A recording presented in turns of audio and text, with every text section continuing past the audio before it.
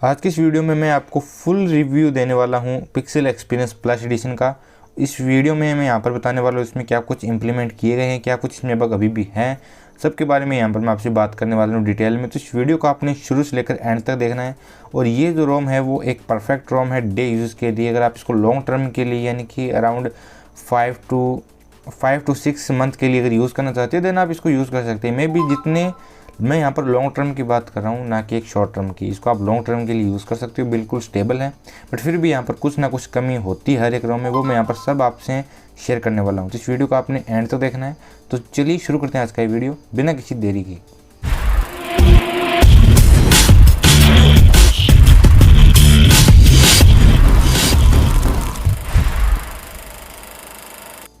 तो यहाँ पर सबसे पहले यहाँ पर आप देख सकते हो ये जो रोम है वो काफ़ी अच्छी है देखने में और काफ़ी कूल है। बिल्कुल यहाँ पर स्टॉक यहाँ पर आपको एक्सपीरियंस देखने को मिलता है। हालांकि इस रोम में आपको कोई भी ज़्यादा कस्टमाइजेशन देखने को नहीं मिलती, जो कि एक प्योर एंड्रॉयड में होती है उतना ही यहाँ पर आपको देखने को मिलते हैं। अगर मैं बात करूँ यहाँ पर एंड्रॉयड वर्जन की और सिक्योरिटी पैच की, देन यहाँ पर अबाउट फ़ोन के सेक्शन में आप देख सकते हो एंड्रॉयड वर्जन यहाँ पर आपको 10 देखने को मिलता है, जो कि अभी लेटेस्ट है और यहाँ पर बीटा टेस्टिंग में एंड्रॉयड 11 चल रहा है। अगर मैं बात करूँ सिक्योरिटी पैच की तो 5 अक्टूबर 2020 का, जो कि लेटेस्ट और काफ़ी अच्छा भी है। और यहाँ पर आपको गूगल प्ले स्टोर जो सिस्टम अपडेट है उसका भी 1 सितंबर ये 2019 का यहाँ पर आपको देखने को मिलता है। अगर मैं बात करूँ और फीचर्स की, देन जो एक नॉर्मल आपको डिवाइस की या फिर एक नॉर्मल रोम के अंदर देखने को मिलता है वो यहाँ पर देखने को मिल रहे हैं। और बात करूँ मैं वोल्टी की, देन सब कुछ अच्छे से वर्किंग है, वोल्टी भी अच्छे से वर्किंग है, कोई भी आपको परेशानी नहीं आने वाली। वहीं पर दिक्कत आएगी आपको इसके कैमरा के अंदर, बिकॉज मैं यहाँ पर जो यूज़ कर रहा हूँ वो गूगल कैमरा है जो कि मैंने इंस्टॉल किया है। और इसके साथ जो आपको डिफ़ॉल्ट कैमरा देखने को मिलता है उसमें काफ़ी सारे बग है। हो सकता है कि आपकी जो पिक्चर क्वालिटी है वो इतनी अच्छी ना हो, बट जब आप यहाँ पर जो 3 लाइन है जब यहाँ पर क्लिक करते हो आप, देन ये लैग कर जाता है। यानी कि या तो आपका फ़ोन रीबूट हो जाएगा या फिर ये जो एप्लीकेशन है, जो कैमरा एप्लीकेशन है, ये ऑटो यानी स्टॉप हो जाएगी। आप देख सकते हैं इस तरीके से। तो इसीलिए जैसे ही आप यहाँ पर क्लिक करोगे और आपका जो फ़ोन है वो लैग होगा। ये एक बग है भी इस रोम का, तो ये मे भी आगे जाकर फिक्स हो जाएगा।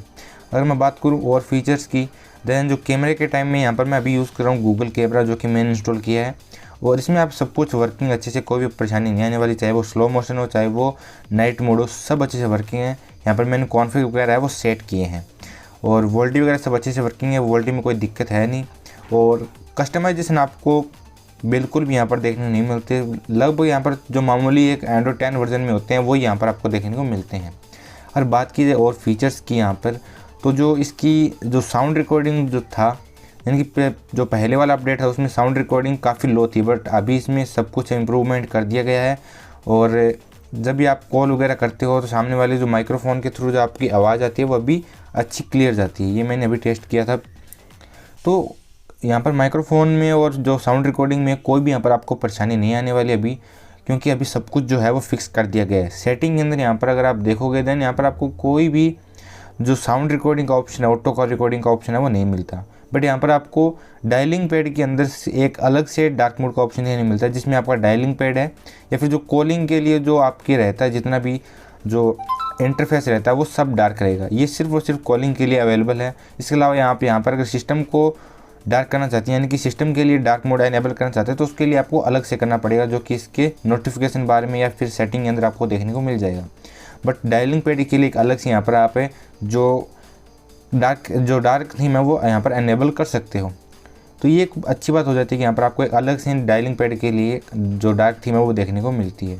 मैं बात की जाए और फीचर्स की, जो कि मैं भी इतनी यहाँ पर आपको फिर भी कुछ देखने को नहीं मिलते, जो कि अच्छे खासे फीचर है। बट हाँ, ये एक स्टेबल रोम है, यहाँ पर कोई भी आपको ऐसे ज़्यादा बग देखने को नहीं मिलेंगे। बट बेंचमार्क की अगर मैं बात करूँ तो जब मैं यहाँ पर रन CPU बेंचमार्क करता हूँ तो ये 97 पे जाकर ऑटोमेटिकली बंद हो जाता है। यानी कि ये मेरे को अंततः स्कोर तो शो कर ही नहीं रहा। मैंने यहाँ पर अंततः एप्लीकेशन भी ट्राई किया था, बट दोनों में यहाँ पर ये ऑटो बंद हो रहा है, यानी कि ये अंततः स्कोर है वो चेक नहीं कर रहा, ऑटो फोर स्टॉप हो रहा है या फिर मतलब रिस्टार्ट हो रहा है। तो इसके लिए मैं यहाँ पर आपको अंततः स्कोर है वो चेक करके नहीं दिखा सकता। तो अगर बात करूँ मैं और फीचर्स की, जो कि यहाँ पर जो एक नॉर्मल एंड्रॉयड 10 में होते हैं वो यहाँ पर आपको सब देखने को मिलते हैं। नेट सेफ्टी पास यहाँ पर आपको देखने को मिलता है, यानी कि आप इसमें बैंकिंग एप्लीकेशन यूज़ कर सकते हो। बट मैं किसी भी कस्टमर के अंदर आपको बैंकिंग एप्लीकेशन यूज़ करने की जो एडवाइस है वो नहीं दूंगा, यहाँ पर आपको जो स्क्रीन रिकॉर्डिंग का फीचर है वो यहाँ पर आपको देखने को मिलता है। अगर फिर भी कोई मिसिंग है फीचर आपके लिए, देन आप एडिट पे जाकर ड्रैग एंड ड्रॉप कर सकते हो। जो भी आपको फीचर पसंद है उसको आप ड्रैग एंड ड्रॉप करके जो आपका नोटिफिकेशन पैनल उस पर ला सकते हो। तो ये हो जाती है और यहाँ पर आपको स्क्रीन रिकॉर्डिंग देखने को मिलती है। बट स्क्रीन रिकॉर्डिंग के अंदर इसका जो डिफ़ॉल्ट होता है, जिसमें आपको मुझे नहीं पता कि इसके अंदर आपको कौन सा रेजोल्यूशन और कौन से FPS पर ये रिकॉर्ड करता है, बट जो इसका डिफ़ॉल्ट है वही रहेगा। यानी कि आप इसमें चेंज वगैरह कुछ नहीं कर सकते कि आपको कितने मतलब कौन सी कैटेगरी के अंदर आपको इसको रिकॉर्ड करना है, यानी कि 4K के अंदर करना है और कौन से रेजोल्यूशन के अंदर आपको उसको रिकॉर्ड करना है। तो ये एक बैड पॉइंट हो जाता है इसी का। इसलिए मैं आपको प्रेफर करूँगा कि आप डियो रिकॉर्डिंग जो होता है एप्लीकेशन उसको इंस्टॉल करें, उसको यूज़ करें। अगर मैं बात करूँ और फीचर्स की, तो यहाँ पर जितने भी जो कनेक्टिविटी के हैं वो सब यहाँ पर अच्छे से वर्किंग, कोई भी आपको परेशानी नहीं आने वाली। और मोबाइल नेटवर्क में यहाँ पर नेटवर्क के अंदर कोई भी आपको इशू देखने को नहीं मिलेगा। यहाँ पर आपको जो डाटा वार्निंग है वो भी आप यहाँ पर सेट कर सकते हो। इसके अलावा आप एडवांस पे जाकर जो वाईफाई कॉलिंग का ऑप्शन है वो भी अच्छे से वर्किंग है। वाईफाई कॉलिंग भी एकदम अच्छे से वर्किंग है, यहाँ पर आपको कोई भी परेशानी नहीं आएगी। अब मैं बात करूँ और फीचर्स की, जो एक नॉर्मल एंड कस्टम रोम के अंदर होते हैं वो सब यहाँ पर अवेलेबल है।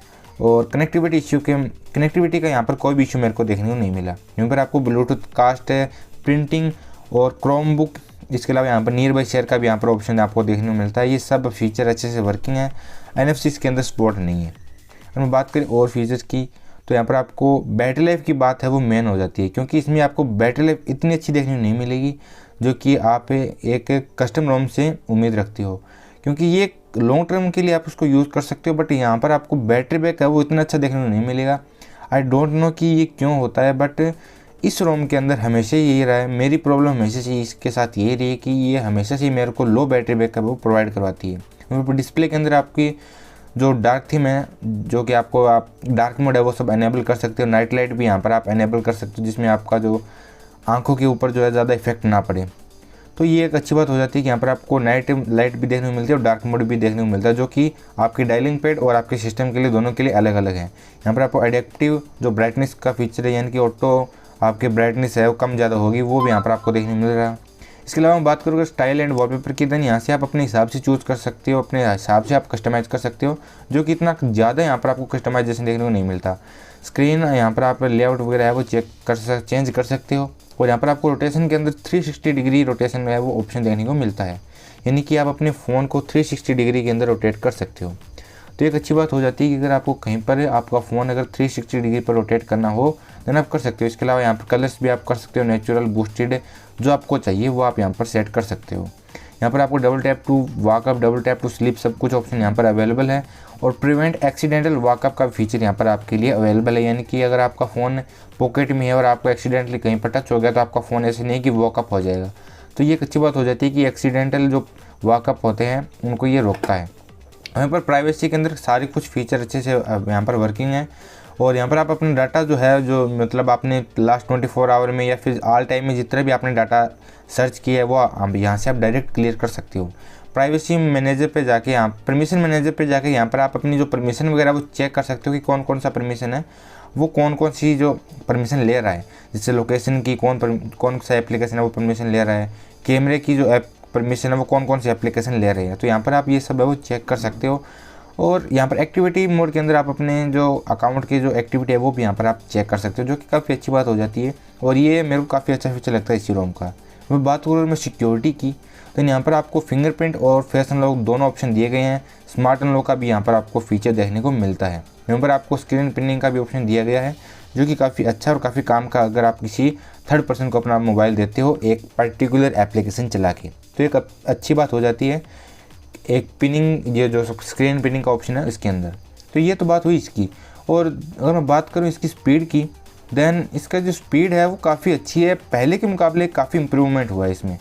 जैसे आप इस पर टच करते हो आपका इंस्टेंट फ़ोन है वो अनलॉक हो जाता है, जो कि काफ़ी अच्छी बात लगती है मेरे को, क्योंकि मैंने पहले इसमें ये मेरे को इश्यू लगा था, तब मैंने कंप्लेंट की थी कि इसके जो फिंगरप्रिंट का सेंसर इतना अच्छे से काम नहीं कर रहा।